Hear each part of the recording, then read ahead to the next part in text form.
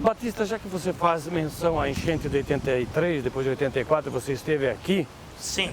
Qual é o teu olhar para esses dois momentos, de um ano para o outro, da enchente aqui em Blumenau? Olha, tem o lado pessoal e tem o lado familiar e o lado profissional, né? O lado familiar é que você sai de casa, eu ainda era um jovem na época, né? Tinha 20 anos de idade, aproximadamente 20 anos. 20 anos. O pai e a mãe, meus pais nunca foram de ter muitas posses, né? Meu pai era assalariado, funcionário público do Correio. Minha mãe, dona de casa. Meus irmãos ainda crianças. Eu já adulto, jovem, já servindo o exército como sargento.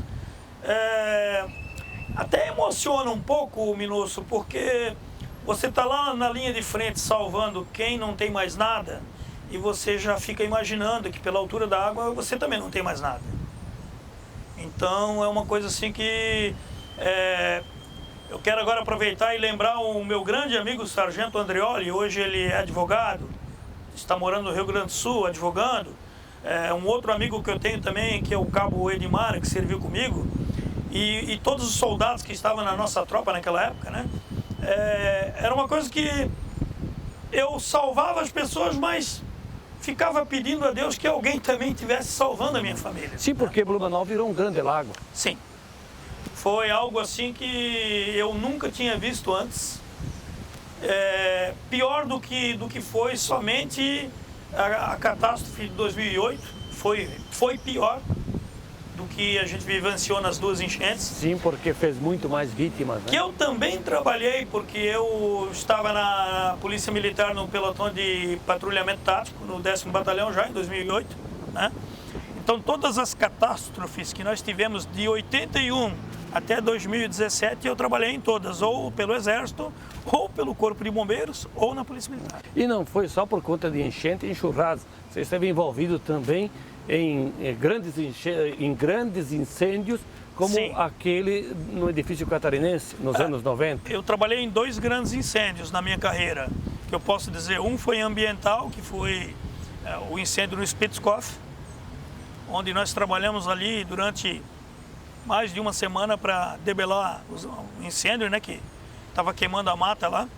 Muito triste também, porque Mata Atlântica, uma área preservada, né, com animais, com plantas. Foi um incêndio muito difícil. E o outro foi do edifício catarinense, quando eu estava de serviço no Corpo de Bombeiros naquele dia, aguardando um simulado que nós íamos fazer de uma queda de uma aeronave. Nós estávamos durante uma semana fazendo um curso, e o final do curso seria um simulado para atender uma queda de aeronave no aeroporto da cidade, na Itopava Central.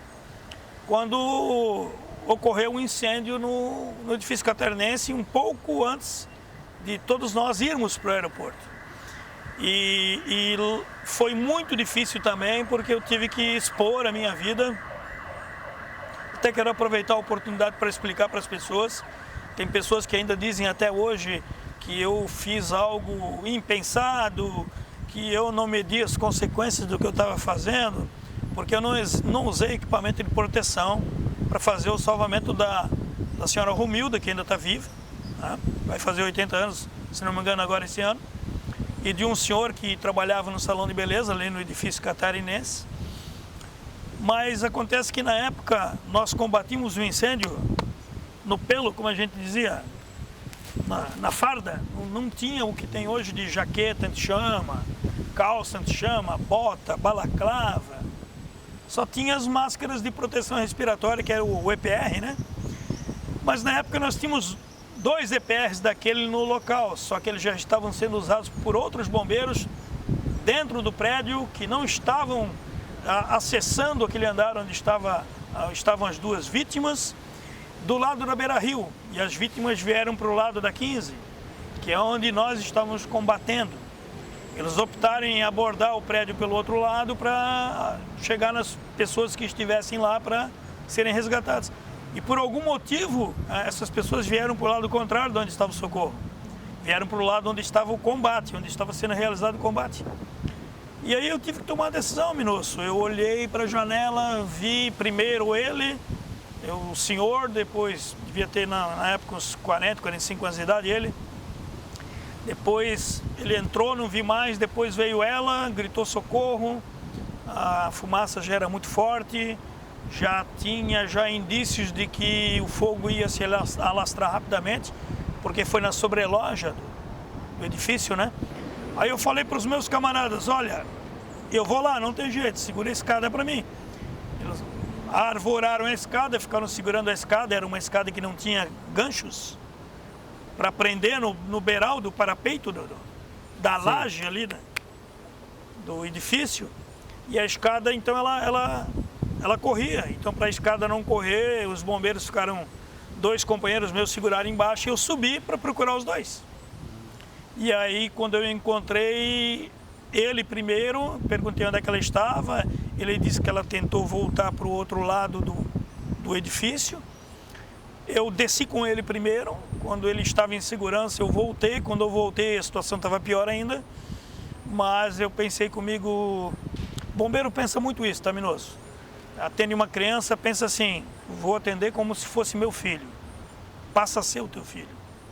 Vou atender um idoso, é como se fosse teu avô, tua avó. Vou atender uma pessoa, é como se fosse um irmão. A gente é treinado para, muitas vezes, no reflexo agir. E aí eu decidi entrar, retirar ela. Quando a gente conseguiu, quando eu consegui fazer o socorro dela e ela chegou embaixo já, houve uma explosão que a gente chama de flashover, né? A fumaça toda que fica concentrada em alta temperatura se incendeia. E aí eu desci pela escada no método corrimão. Eu não desci pelos degraus, né? Eu chapei meus pés no banzo da escada, na lateral, e escorri. Escorri e bati embaixo, né? Se eu não tivesse feito isso, eu teria morrido, né? Porque houve aquela língua de fogo, aquele flashover, e tive queimadura de vias aéreas. Acabou no hospital? Fui para o hospital. Me intoxiquei com muita fumaça, porque eu não tinha o equipamento para respirar o ar, né?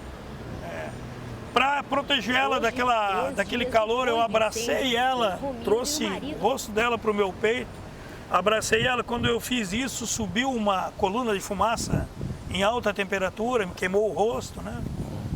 E as vias aéreas também, eu tenho hoje um pouco a voz rouca por isso, sequela, e também por causa da fumaça, né? E é uma passagem assim bem me emociona bastante ainda. Não há dúvida, né?